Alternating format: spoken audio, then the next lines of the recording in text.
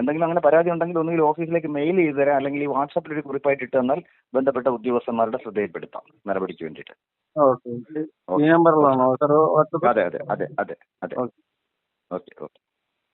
എന്താ പറയുക, പ്രധാനമന്ത്രി വന്നിറങ്ങുന്നതിന്റെ ഭാഗമായിട്ട് നല്ലവരായ KSRTC ബസിന്റെ കണ്ടക്ടർ ആ പൈസ തിരിച്ചു കൊടുക്കേണ്ടതാണ്. നിങ്ങൾ പോയി വേണമെങ്കിൽ പോയി പോലീസുകാരോട് ചോദിക്കി. അപ്പൊ ആർക്കും പൈസ ഒന്നും കൊടുത്തില്ല, എല്ലാവരും അവിടെ അങ്കമാലിയിൽ ഉപേക്ഷിച്ച് ഇറക്കി വിട്ടിട്ട്. ഹേ ഗായ്സ്, അപ്പോൾ ഇന്നലെ എനിക്കും എൻ്റെ ഫാമിലിക്കും ഉണ്ടായ ഒരു സങ്കടകരമായ ഒരു സംഭവത്തിനെ കുറിച്ചിട്ട് പറയാനാണ് ഈ ഒരു വീഡിയോ ചെയ്യണത്. അതായത് ഈ വീഡിയോ കാണുന്നവരുടെ പ്രത്യേക ശ്രദ്ധയ്ക്ക്, അതായത് ഞാൻ നമ്മുടെ കേരളത്തിൽ ജീവിക്കുന്ന ഒരു പൗരനാണ്. അപ്പോൾ എനിക്ക് എൻ്റേതായ കാര്യങ്ങൾ പറയാനുള്ള അവകാശമുണ്ട്. എനിക്ക് ഇന്നലെ ഇതിപ്പോൾ ചിലപ്പോൾ ഇതിൻ്റെ ഈ വീഡിയോയുടെ താഴെ കമൻറ്റ് ബോക്സിൽ ചിലപ്പോൾ പലർക്കും പല അഭിപ്രായങ്ങളും പറയാനുണ്ടായിരിക്കാം. അപ്പോൾ അതുകൊണ്ടാണ് ഞാൻ പറയണത്. അപ്പോൾ എനിക്കുണ്ടായ അപ്പോഴത്തെ വിഷമം എനിക്കറിയത്തുള്ളൂ. അപ്പോൾ അതുകൊണ്ടാണ് ഇങ്ങനെ ഒരു വീഡിയോ ചെയ്യാനായിട്ട് കാരണം. അല്ലാതെ ഇത് നമ്മുടെ ചാനലിന് റീച്ച് കിട്ടാനോ അല്ലെങ്കിൽ വേറെ ഒന്നിനും വേണ്ടിയിട്ടില്ല. പക്ഷേ ഇത് ഒരു 4 ആളെങ്കിലും അറിയണം ഈ ഒരു സംഭവം. അല്ലാതെ നമ്മുടെ ചാനലിന് ഇതുകൊണ്ട് പ്രത്യേകിച്ച് നേട്ടങ്ങൾ ഉണ്ടാവുമെന്ന് എനിക്കില്ല. ചിലപ്പോൾ ഒരു 10 പേര് കാണുമായിരിക്കും, പക്ഷേ 10 പേരെങ്കിലും കണ്ടിട്ട് എനിക്ക് ഇന്നലെ ഉണ്ടായ അവസ്ഥ എന്ന് പറഞ്ഞു കഴിഞ്ഞാൽ അത് ഭയങ്കര വിഷമകരമായൊരു സംഭവമാണ്. ചിലപ്പോൾ ചിലർക്ക് അത് അത്രയും ഇതായിട്ട് തോന്നില്ല, നിസ്സാരമായിട്ട് തോന്നത്തുള്ളൂ. പക്ഷെ എന്നെ സംബന്ധിച്ചിടത്തോളം എനിക്കത് ഭയങ്കര വിഷമമായ സാഹചര്യം ആയതുകൊണ്ട് ആണ് ഇങ്ങനൊരു വീഡിയോ തന്നെ ചെയ്യണത്. അപ്പോൾ കാര്യം എന്താണെന്ന് വെച്ച് കഴിഞ്ഞാൽ, ഞാൻ ഇന്നലെ തൃശ്ശൂർ മോൻ്റെ സ്കാനിങ്ങും കാര്യങ്ങളൊക്കെ കഴിഞ്ഞിട്ട് നമ്മൾ തിരിച്ചു വരായിരുന്നു കൊല്ലത്തോട്ട്. കൊല്ലം വെച്ച് കഴിഞ്ഞാൽ നമ്മൾ ബസ് ബുക്ക് ചെയ്തിട്ടുണ്ടായിരുന്നു. KSRTCയുടെ ബസ്, പ്രീമിയം ബസ് ബുക്ക് ചെയ്തിട്ടാണ് നമ്മൾ അവിടെ നിന്ന് പോകുന്നത്. അപ്പോൾ എൻ്റെ മോനടക്കം 3 പേർക്കുള്ള സീറ്റ് ബുക്ക് ചെയ്തിട്ടാണ് ഞങ്ങൾ വന്നത്. അപ്പോൾ 3 വയസ്സായ എൻ്റെ മോനും എൻ്റെ 1 വയസ്സായ എൻ്റെ ഒരു മോളും ഉണ്ട്. പിന്നെ ലഗേജസ് ഉണ്ട്, വൈഫുണ്ട്, അങ്ങനെ ഞങ്ങൾ പോകുന്നത്. അപ്പോൾ എന്തായിരുന്നു സാഹചര്യം എന്ന് വെച്ച് കഴിഞ്ഞാൽ, ബസ് ഒന്നാമത്തേൽ 11:55 നമുക്ക് ടൈം പറഞ്ഞിട്ടുണ്ടായിരുന്നു തൃശ്ശൂരിൽ നിന്ന് പുറപ്പെടുന്ന സമയം. 11:55 ബസ് അവിടെ എത്തിയില്ല. അതൊക്കെ നമുക്ക് മനസ്സിലാവും. കാരണം എന്താ വെച്ച് കഴിഞ്ഞാൽ ട്രാഫിക്കും ഉണ്ടാവും, പിന്നെ അങ്ങനെ ചെറിയ പ്രശ്നങ്ങൾ കാരണം നമുക്ക് ബസ് നേരത്തിന് എത്തില്ല. അപ്പോൾ അതുകൊണ്ട് തന്നെ ഒരു 12:30 അടുപ്പിച്ച ഈ ബസ് എത്തുമ്പോൾ, അപ്പോൾ ബസ്സിൽ കയറി നമ്മൾ യാത്ര തുടങ്ങി അങ്കമാലി എത്തിയപ്പോൾ ഉള്ളതാണ് അങ്കമാലിയിലെ എന്താ പറയുക, പ്രധാനമന്ത്രി വന്നിറങ്ങുന്നതിൻ്റെ ഭാഗമായിട്ട് ആ അങ്കമാലിയിൽ നിന്ന് അവിടുന്ന് ആലുവയ്ക്ക്, കളമശ്ശേരി ആ ഭാഗത്തേക്ക് വണ്ടികൾ കടത്തിവിടുന്നില്ലേ.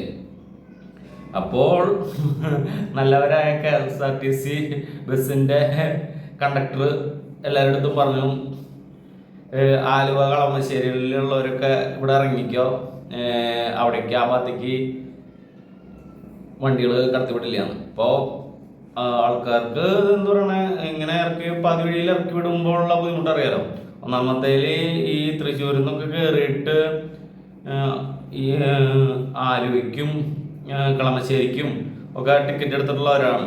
അപ്പോൾ ടിക്കറ്റ് ചാർജ് എന്താ പറയണേ, ആ ബാക്കിയുള്ള അങ്കമാലി വെച്ച് പകുതിക്ക് ഇറക്കി വിടുമ്പോൾ മാന്യമായിട്ട് ആ പൈസ തിരിച്ചു കൊടുക്കേണ്ടതാണ്. അതായത് ബാക്കിയുള്ള എത്രയെങ്കിലും ഒരു 50 രൂപയെങ്കിൽ 50 രൂപ തിരിച്ചു കൊടുക്കാനുണ്ടെന്നുണ്ടെങ്കിൽ 50 എത്രയെന്ന് അറിയത്തില്ല, എന്നാലും ഉണ്ടാവും. അങ്കമാലിയിൽ നിന്ന് ആലുവ കളമശ്ശേരിക്ക് ഉണ്ടാവും. അപ്പോൾ അത് യാത്രക്കാർ ചോദിച്ചായിരുന്നു, കണ്ടക്ടറുടെ അടുത്ത് ചോദിച്ചിട്ടുണ്ടായിരുന്നു, അപ്പോൾ ഞങ്ങൾ ടിക്കറ്റ് എടുത്ത പൈസ എന്ത് ചെയ്യും എന്നൊക്കെ.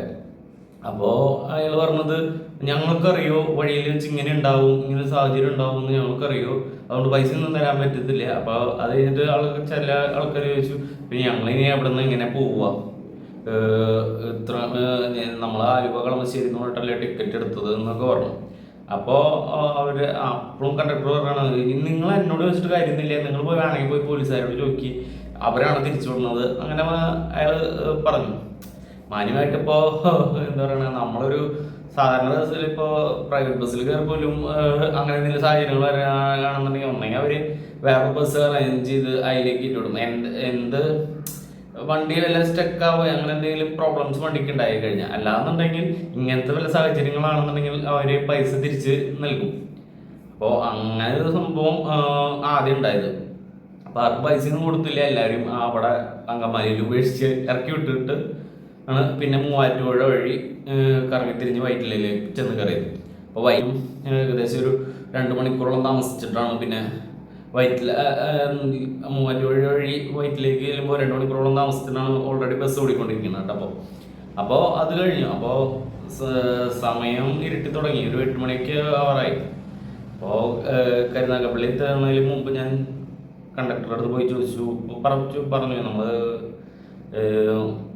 മക്കളുണ്ട്, 2 കുഞ്ഞുങ്ങളുണ്ട്, ലഗേജ് ഇത്രയുണ്ട്, മോനിങ്ങനെ സർജറി കഴിഞ്ഞിട്ടുള്ളതാണ്. അപ്പോൾ അതുകൊണ്ട് നിങ്ങൾ ടൈറ്റാനിയം ജംഗ്ഷൻ്റെ അവിടെ വണ്ടി ഒന്ന് നിർത്തി തരണം ഞങ്ങൾക്ക് പോകാനായിട്ട്. കാരണം ഓൾറെഡി നമ്മുടെ വീടിൻ്റെ അവിടേക്ക് നമ്മളിപ്പോൾ കൊല്ലം സ്റ്റാൻഡിൽ പോയിട്ട് തിരിച്ച് നമ്മുടെ ബസ്സിൽ നമ്മുടെ അവിടേക്ക് വരണമെന്നുണ്ടെങ്കിൽ പത്തനംതിട്ട ബസ്സിൽ കയറണം.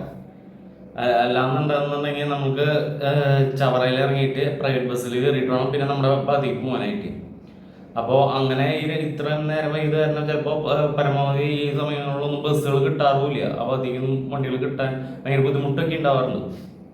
അതും കൂടി കൊണ്ടാണ് ഞാൻ അടുത്ത് പറഞ്ഞത് ഒന്ന് അവിടെ നിന്ന് ഇറക്കി വിടണം എന്ന് പറഞ്ഞു. അപ്പോൾ പുള്ളിയുടെ മറുപടി എന്താണെന്ന് വെച്ച് കഴിഞ്ഞാൽ പുള്ളി പറയാ, രാത്രി 12 മണിയൊന്നും ആയിട്ടില്ലല്ലോ, ചേട്ടൻ കരുനാഗപ്പള്ളിയിൽ അങ്ങോട്ട് ഇറങ്ങിപ്പോ, അവിടെ നിന്നോട് വേറെ ബസ് കയറി പോവോ, നമ്മൾ ഓൾറെഡി തൃശ്ശൂരിൽ നിന്ന് കൊല്ലത്തേക്ക് വരെ ടിക്കറ്റ് എടുത്തിട്ടുണ്ട്, പിന്നെ പകുതിക്ക് വെച്ചിട്ട് നമ്മുടെ അടുത്ത് കരുനാഗപ്പള്ളി ഇറങ്ങിപ്പോൾ വേറെ ബസ് വിളിച്ച് പോക്കോളാന്ന് പറയുന്നത് അതൊരു മര്യാദയില്ലായ്മയാണ് അല്ലേ. സംഭവം ശരിയാണ്, ചിലപ്പോൾ ആ ബസ്സിന് ലിമിറ്റഡ് സ്റ്റോപ്പുകളുള്ളൂ, അത് നമുക്ക് മനസ്സിലാകും. പക്ഷേ ഒരു മനുഷ്യത്വം എന്നുള്ള രീതിയിൽ കാരണം ആ ബസ്സിൽ അത്രയധികം ആൾക്കാരൊന്നും ഉണ്ടായിരുന്നില്ല, കുറച്ച് പേര് തന്നെ ഉണ്ടായിരുന്നുള്ളൂ. അപ്പോൾ ആ ഒരു സാഹചര്യത്തിലും നമ്മളിപ്പോൾ 2 കുട്ടികളെയും ഇത്രയും ലഗേജും കൊണ്ടുപോകും, ഇത്രയും ദൂരം പിന്നെയും പോയി പിന്നെയും ട്രാവൽ ചെയ്യണതൊക്കെ അതിന് ബുദ്ധിമുട്ടല്ലേ. അപ്പോൾ ഒരു മനുഷ്യത്വം എന്നുള്ള രീതിയിൽ അത് ചെയ്യായിരുന്നു അദ്ദേഹത്തിന്. അപ്പോൾ പുള്ളി അതൊന്നുമല്ല, പുള്ളി പറയണത് 12 മണിയൊന്നും ആയിട്ടില്ലല്ലോ എന്നൊക്കെ. അപ്പോൾ ഞാൻ പറഞ്ഞു ഇത് എന്താ പറയണേ, 12 മണി ആയിട്ടില്ലെങ്കിലും ഒരു 8 മണി ആയില്ലേ, 2 കുഞ്ഞുങ്ങളെയും കൊണ്ട് ഇത്രയും ലഗേജുകളും കൂടി ഉള്ളത് കാരണം ഇറങ്ങി നമുക്ക് ഇനി വേറെ ബസ്സിൽ കയറി യാത്ര ചെയ്യാനൊക്കെ ഭയങ്കര ബുദ്ധിമുട്ടായതുകൊണ്ടാണ് നമ്മളങ്ങനെ പറഞ്ഞത്. നമ്മൾ സൗജന്യ യാത്രയൊന്നുമല്ല ചെയ്തിട്ടുള്ളത്, നമ്മൾ പൈസ അടച്ചിട്ട് 3 പേർക്കുള്ള അതായത് കുഞ്ഞിനടക്കമുള്ള പൈസ അടച്ചിട്ടാണ് നമ്മൾ വണ്ടിക്കകത്ത് യാത്ര ചെയ്യണത്.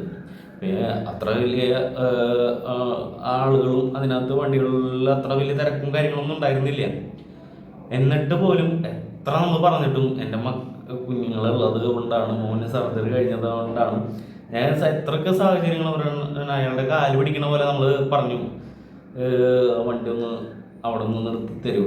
അപ്പോൾ നമുക്ക് ടൈറ്റാനിയം ഇറങ്ങിക്കഴിഞ്ഞാൽ പിന്നെ അവിടെ നിന്ന് നമുക്ക് ഓട്ടോ പിടിച്ച് വീട്ടിൽ പോകാനുള്ള അത്രയും ദൂരമുള്ളൂ. അല്ലാന്നുണ്ടെങ്കിൽ നമ്മൾ കരുനാഗപ്പള്ളിയിൽ അതായത് ഈ 8 മണി സമയത്തൊക്കെ ആണെന്നുണ്ടെങ്കിൽ ജോലിക്കാരും എല്ലാം ജോലിക്ക് കഴിഞ്ഞ് വരുന്ന ഒരു സന്ധ്യ ഭയങ്കര തിരക്കായിരിക്കും. അപ്പോൾ ഈ കുഞ്ഞുങ്ങളെ കൊണ്ട് ആ സമയത്ത് ലഗേജൊക്കെ കൊണ്ട് വണ്ടിയിൽ ബസ്സിൽ കയറി പോരാനായിട്ട് ഭയങ്കര ബുദ്ധിമുട്ടായിരിക്കും. കൊല്ലം വരേക്കുള്ള ടിക്കറ്റ് എടുത്തിട്ടാണ് നമ്മൾ ഇതിനകത്ത് സഞ്ചരിക്കണത് ബസ്സിനകത്ത്. അപ്പോൾ പിന്നെ വീണ്ടും നമ്മൾ പൈസ ചിലവാക്കേണ്ട കാര്യം എന്താ പറയുക, ഒരു 5 മിനിറ്റ് വേണ്ടിയില്ല, ഒരു 2-3 മിനിറ്റ് അവിടെ നിന്ന് വണ്ടി നിർത്തി തന്നെങ്കിൽ നമുക്ക് സുഖമായിട്ട് നമ്മുടെ മക്കളെയും വൈഫിനെ കൊണ്ട് നമുക്ക് വീട്ടിൽ പോരാം. അപ്പോൾ അങ്ങനെ ആ ഒരു സാഹചര്യത്തെ എത്രയും മോശമായിട്ടാണ് ആ കണ്ടക്ടർ പെരുമാറിയത്. അപ്പോൾ നമ്മൾ ഓൾറെഡി ഗണേഷ് കുമാർ സാറിൻ്റെ വിളിച്ചായിരുന്നു. അപ്പോൾ കോണ്ടാക്ട് ചെയ്തപ്പോൾ പുള്ളിയുടെ ഫോണ് ഓഫായിരുന്നു. അപ്പോൾ അത് കഴിഞ്ഞിട്ട് അവരുടെ സാറിൻ്റെ പി എനെ വിളിച്ചു. അപ്പോൾ പി എനെ വിളിച്ചപ്പോൾ പറഞ്ഞത് നമ്മുടെ അടുത്ത് വാട്സപ്പിലൊരു മെസ്സേജ്, അതായത് നമ്മളൊരു കംപ്ലൈൻറ്റ് ടൈപ്പ് ചെയ്ത് അയക്കി, അപ്പോൾ ആളത് ഫോർവേഡ് ചെയ്ത് കൊടുത്തോളാം സാറിനെന്ന് പറഞ്ഞാൽ നമ്മളോട് അങ്ങനെ കൊടുത്തിട്ട് രണ്ട് ആയിരുന്നു. അപ്പോൾ രണ്ടുപേർക്കും അയച്ചിട്ടുണ്ടായിരുന്നു. ഒരാൾ അത് കണ്ടിട്ടില്ല എന്നാണ്. ഇപ്പോൾ ബ്ലൂടൂത്ത് ഒന്നും വീണതായിട്ട് കണ്ടില്ല. അപ്പോൾ ഒരാൾ കണ്ടതായിട്ട് പിറ്റേ ദിവസം അതായത് ഇന്ന് രാവിലെ ഓക്കെ എന്ന് അയച്ചിട്ടുണ്ട്. എന്ത് നടപടി ഇതിൽ എടുക്കില്ല എന്ന് നമുക്ക് അറിയത്തില്ല. ഇതൊരു സർക്കാരിൻ്റെ കാര്യങ്ങൾ എടുത്താണല്ലോ. ഹോസ്പിറ്റലാണെങ്കിലും KSRTC ആണെങ്കിലും ഈ എന്താ പറയുക ജനങ്ങൾക്ക് വേണ്ടിയിട്ടുള്ള സേവനങ്ങളാണ്. അപ്പോൾ ചില കാര്യങ്ങളിൽ ചില മനുഷ്യത്വം കാണിച്ചു കഴിഞ്ഞാൽ നമുക്ക് എന്താ പറയുക കുറച്ച് കാര്യങ്ങളൊക്കെ കുറച്ചുകൂടി ഈ കേരളത്തിൽ ജീവിക്കുന്നു. അല്ലാന്നുണ്ടെങ്കിൽ ഈ മനുഷ്യരെ എങ്ങനെയാണെങ്കിലൊക്കെ ബുദ്ധിമുട്ടിക്കണം എന്ന് വിചാരിക്കുന്നവരാണെന്നുണ്ടെങ്കിൽ, കാരണം പ്രത്യേകിച്ച് ഈ KSRTC ബസ്സിലൊക്കെ ഉള്ളവർക്ക് കണ്ടക്ടർമാർക്കൊക്കെ ഭയങ്കര പല സമയത്തും എനിക്ക് ഉണ്ടായിട്ടുണ്ട് കേട്ടോ അനുഭവം. അവർക്ക് ഇപ്പോൾ സാഹചര്യം നമ്മൾ മനസ്സിലാക്കി കൊടുത്താൽ പോലും അവർക്ക് ഭയങ്കര ബുദ്ധിമുട്ടാണ് അത് ചെയ്യാനായിട്ട്. പിന്നെ അവരെന്തോ വലിയ സംഭവങ്ങളാണ്, നമ്മളൊക്കെ അവരുടെ കീഴിലാണെന്നുള്ള ഒരു രീതിയിലൊക്കെയാണ് പിന്നെ അവരൊരു സംസാരം കാര്യങ്ങളൊക്കെ. അതാണ് പല KSRTC ബസ്സിലുള്ള കണ്ടക്ടർമാർക്കും കാരണം. പക്ഷേ ഈ ജനങ്ങളുടെ കയ്യിൽ നിന്ന് കിട്ടുന്ന ടാക്സും കാര്യങ്ങളും ഒക്കെ ഉപയോഗിച്ചിട്ട് തന്നെയല്ലേ ഈ സർക്കാരിൻ്റെതായ സേവനങ്ങളൊക്കെ ഇതൊക്കെ നടന്നു പോകുന്നത്. അപ്പോൾ അവകാശമൊക്കെ ആർക്കാണ്? നമുക്കാണ് കൂടുതൽ അവകാശം. അപ്പോൾ ഈ KSRTC എന്നല്ല, നമ്മളൊരു സർക്കാർ ഹോസ്പിറ്റലിൽ പോയാൽ പോലും അവിടെ നമുക്ക് ഭയങ്കര നിബന്ധനകളും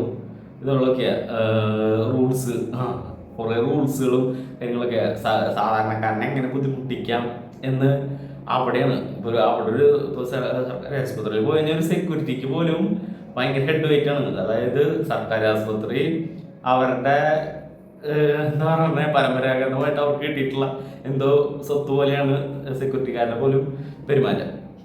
അപ്പോൾ അങ്ങനത്തെ സാഹചര്യങ്ങളുണ്ട്. അപ്പോൾ ഈ ഒരു സാഹചര്യം ഒക്കെ ഈ വീഡിയോ നിങ്ങൾക്ക് പറ്റുമെങ്കിൽ മാക്സിമം നിങ്ങൾ ഷെയർ ചെയ്യുക.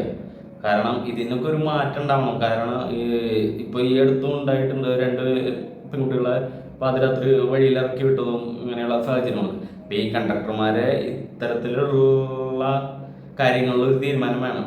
സംഭവം ഇനിയിപ്പോൾ ഗണേഷ് കുമാർ സാറ് ഇനിയിപ്പോൾ ഒരു ഇലക്ഷൻ കഴിയണവര് ഇലക്ഷൻ കഴിഞ്ഞിട്ട് പിന്നെ ഇനി എന്തോ ഒന്നും നമുക്കറിയില്ല. നമ്മളിത് പാർട്ടി ബേസ് ആയിട്ടും ഒന്നുമല്ല കേട്ടോ സംസാരിച്ചിട്ടുള്ളത്. അപ്പോൾ സാറ് ഇപ്പോൾ പോകുന്നതിന് മുമ്പ് ഇതിനൊക്കെ ഒരു മാറ്റം ഉണ്ടാക്കി തരാൻ പറ്റുമെന്നുണ്ടെങ്കിൽ അത് നല്ലതായിരിക്കുമെന്നാണ് ഒരു കേരളത്തിൽ ജീവിക്കുന്ന ഒരു പൗരൻ എന്നുള്ള നിലയിൽ എനിക്ക് പറയാനുള്ളത് കേട്ടോ. അപ്പോൾ നമ്മുടെ ചാനൽ ആദ്യമായിട്ട് കാണുന്നവരാണെന്ന് സബ്സ്ക്രൈബ് സപ്പോർട്ട് ചെയ്യുക. അപ്പോൾ പിന്നെ ഈ വീഡിയോ ഞാൻ ചെയ്തതിന് നെഗറ്റീവ് പറയാനായിട്ട് ഒരുപാട് പേരുണ്ടാവും. നെഗറ്റീവ് പറയണവരോടൊക്കെ കിടന്ന് പറയുക കേട്ടെ, പോസിറ്റീവ് പറയണവർ. ഇപ്പോൾ നമ്മൾ അങ്കനവാടിയെ കുറിച്ചിട്ട് ഒരു വീഡിയോ ചെയ്തപ്പോൾ കുറേ പേര് നമ്മളെ വിമർശിച്ചു. ഇപ്പോൾ എൻ്റെ വീടിൻ്റെ അടുത്തുള്ള ഒരു കുറേ കാര്യങ്ങൾ പറഞ്ഞു. പിന്നെ അവസാനം എൻ്റെ അമ്മ പറഞ്ഞു ഡിലീറ്റ് ചെയ്യാൻ പറഞ്ഞിട്ട് വീഡിയോയൊക്കെ ഡിലീറ്റ് ചെയ്യേണ്ടതൊക്കെ വന്നു.